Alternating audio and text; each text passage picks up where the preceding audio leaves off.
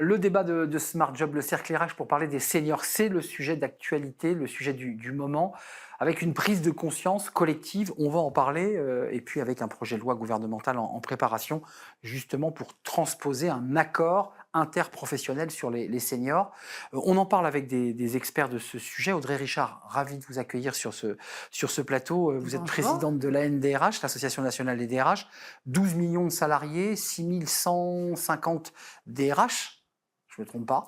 C'est ça, c'est bien, c'est bien. Cette fois-ci, je n'ai pas fait d'erreur et vous êtes DRH du groupe Canal. On reviendra sur votre engagement, l'engagement de l'ensemble des DRH sur ce sujet des seniors. Gilles Effron, merci d'être avec nous. Merci Anne. Vous êtes déjà venu sur notre plateau, directeur général d'Expert Connect. Alors vous, vos seniors, vous leur trouvez une deuxième vie, un deuxième travail et ils sont épanouis. On y reviendra dans quelques instants. Ce ne sont pas des seniors qui peinent à trouver un emploi. Non, ils le recherchent. C'est des seniors qui veulent travailler. Bah oui. Audrey Richard, un mot tout de même quand même sur ce sujet, je dirais global. Je parlais de ce projet de loi de transposition d'un ANI, qui est un accord interprofessionnel, accord avec les partenaires sociaux. La NDRH a décidé de relever les manches et de s'engager à 150% sur ce sujet. Et vous avez lancé une grande concertation sur tout le territoire, c'est bien ça?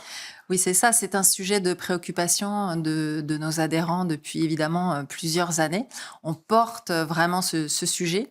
Et il y a 2 mois, nous avons décidé de passer un peu plus à l'action, puisque nous avons décidé tous ensemble de travailler spécifiquement sur cette thématique au sein de l'ensemble du territoire, sachant que sur l'ensemble du territoire, on a 64 groupes locaux.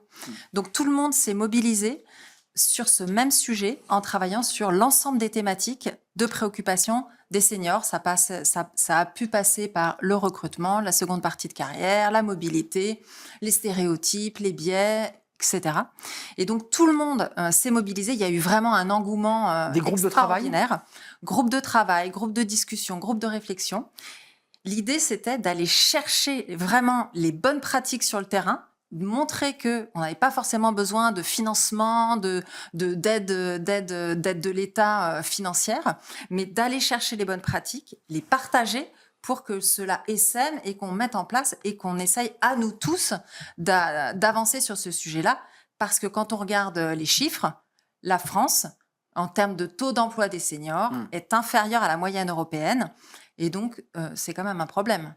On nous dit d'ailleurs que si on règle le débat des seniors, on peut aussi régler assez directement la question des retraites. Tout à fait. Puisque l'enjeu, c'est de faire travailler les seniors et d'avoir de la cotisation. Tout à fait. Vos seniors, vous, ce sont des seniors qui soit sont à la retraite et continuent leur activité parce qu'ils ont des compétences, soit sont sortis de l'entreprise ou se sont fait sortir de l'entreprise et continuent à travailler à l'extérieur. On est bien d'accord? Oui, enfin, c'est toute la population des gens très expérimentés. Donc, des seniors, effectivement, donc plutôt ceux qui sont en fin de carrière, qui partent éventuellement un petit peu plus tôt dans des schémas de fin de carrière ou des départs anticipés, mais surtout les retraités aujourd'hui, donc des gens très expérimentés, qu'on ne force pas à travailler pour le coup, qui souhaitent rester actifs. Et exactement comme vous l'avez dit, Arnaud, chez Expert Connect, ça permet à toutes ces personnes de rester actifs, de répondre aux besoins des entreprises qui sont confrontées à des pénuries de compétences de plus en plus, et ça va s'accentuer avec la démographie. Et donc, c'est un schéma très vertueux. Vous nous dites aussi sur ce plateau, Audrey Richard, à travers l'initiative, l'action portée, à travers un document que vous avez consolidé, les DRH s'engagent à recevoir, à recruter ces seniors qui ont plus de 50 ans. Côté entreprise, est-ce qu'il y a quand même aujourd'hui encore des freins, des blocages chez les recruteurs, les fameux biais dont vous parlez dans ce document consolidé? On voit qu'il y a des biais, il y a des préjugés. Ils sont là encore. Clairement, oui, on ne peut pas nier cela. Il y a encore des freins. Il y a des freins sur l'embauche de salariés expérimentés. Donc, et je fais juste une parenthèse, nous préférons utiliser ce terme de salarié expérimenté plutôt que d'autres termes. C'est vrai. Mais oui, il y a des freins.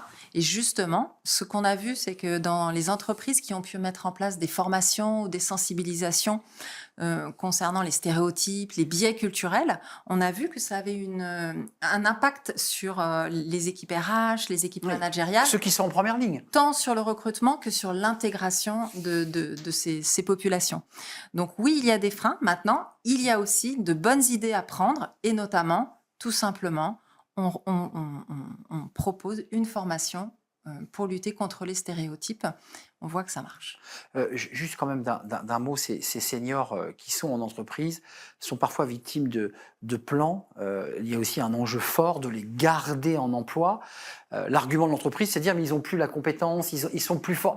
C'est aussi un sujet qui a été soulevé dans le document de travail que vous nous révélez. Bien sûr, la problématique, mais la problématique pour tout le monde, hein, puisque nous, on a souvent l'habitude de dire que la formation est clé, le développement de compétences. Ça paraît assez basique, simple, mais il n'empêche que tout le monde ne se forme pas tout au long de sa vie professionnelle, et peut-être encore plus quand on est expérimenté. Donc le message clé, il est que tout le monde continue à se former, sous l'impulsion de l'entreprise, bien évidemment, mais c'est aussi à la personne d'aller chercher, d'aller proposer des développements pour elle-même en termes de compétences. Et c'est extrêmement important pour adapter ses compétences aux nouvelles attentes du marché, aux nouvelles attentes des recruteurs, des entreprises, et pour évoluer tous ensemble. Vous l'avez évoqué, je reprends votre expression. Moi, mes seniors sont des seniors compétents et diplômés. On évoque aussi des seniors qui sont parfois dans des métiers pénibles et qui, à 50 ans, sont usés. Vos seniors, c'est quel profil? Bac plus 5, bac plus 6, dirigeants, cadre supérieur? Oui, il y en a une partie, mais pas que. Pas que, c'est-à-dire c'est aussi tous les gens qui ont aussi à des niveaux plus modestes, mais qui ont une vraie expertise, un vrai savoir-faire. Donc on parle de Très recherché. Très recherché, mais c'est des chefs d'atelier, des mécaniciens, des techniciens, dont je pense que vous confirmerez, Audrey, qu'il en manque de plus en plus. Et donc ces gens, au-delà du départ à la retraite, et c'est ça qui est intéressant, je pense, et ça montre l'exemple à tous ceux qui sont un peu plus jeunes, on peut continuer à rester actif, et je pense qu'il faut même continuer à rester actif dans l'intérêt, encore une fois, de l'économie. Vous l'avez soulevé, ce sont des points de PIB en plus. Le texte de loi que j'évoquais tout à l'heure, qui est arrivé en Conseil des ministres le 7 mai dernier et qui va ensuite basculer au Sénat, évoque, alors je sais que l'expression est impropre parce que depuis elle a été débaptisée, mais on l'a appelé le CDI senior. Est-ce que la NDRH soutient ce fameux CDI senior dont vous allez nous parler? Est-ce que vous le soutenez? Alors, on fait beaucoup plus que le soutenir puisqu'on l'a proposé. On l'a proposé. Ça fait 2 ans qu'on travaille sur ce sujet-là. Aujourd'hui, il s'appelle... Ça vient de la NDRH. Alors, ça vient de la NDRH. Après, peut-être d'autres l'ont aussi proposé, mais en tout cas, nous, il nous a semblé que ce dispositif qui n'existe pas pouvait permettre à un recruteur, à une entreprise de rassurer, puisque c'est un contrat qui se termine, qui s'arrête au moment où la personne a son taux plein à la retraite. Donc c'est assez rassurant en termes de timing, on peut anticiper les choses et on pense que cela peut permettre de rassurer et d'accroître ce taux d'emploi. Et ce contrat s'appelle contrat de valorisation de l'expérience. Il a été transformé, c'est vrai que c'est une autre façon de le dire, mais il n'empêche que c'est assez simple. Voilà, on propose à un salarié expérimenté un contrat qui s'arrête une fois qu'il a son taux plein. Qu'est-ce que vous en pensez? Je pense que c'est une excellente solution, certainement. Maintenant, je rajouterais qu'il est aussi possible, dans l'intérêt des entreprises, de retrouver des personnes expérimentées dans des schémas plus flexibles. Et donc, j'en viens évidemment à des ressources qui peuvent intervenir dans des schémas non pas forcément uniquement de salariat. Et donc, si j'en viens à mes retraités, parce que c'est comme mon positionnement, là, on a toute une population extrêmement expérimentée qui peuvent intervenir. Juste un détail, flexible. Ils sont chefs d'entreprise, ils créent leur auto-entreprise, ils se retrouvent en situation de salariat sur des missions courtes. C'est quoi le statut juridique qui les encapsule? Alors, ça va dépendre des pays, mais on va parler de la France. Donc là, effectivement, c'est des schémas d'indépendants. Donc c'est soit la micro-entreprise, soit ils créent leur société s'ils ont un chiffre d'affaires plus important. L'intérêt pour eux, c'est d'être souple et flexible, ce qui répond à leurs attentes, mais aussi aux attentes des entreprises qui ne souhaitent plus forcément salariés, donc on parle de personnes qui sont à la retraite déjà, et qui continuent à disposer de gens très expérimentés de manière très souple et flexible. Voilà. Donc c'est un complément. Ça peut correspondre à certains types d'entreprises. Maintenant, d'autres peut-être n'ont pas les moyens de financer ce type de prestations ou n'ont pas la capacité en termes de métier ou en termes d'organisation et de flexibilité.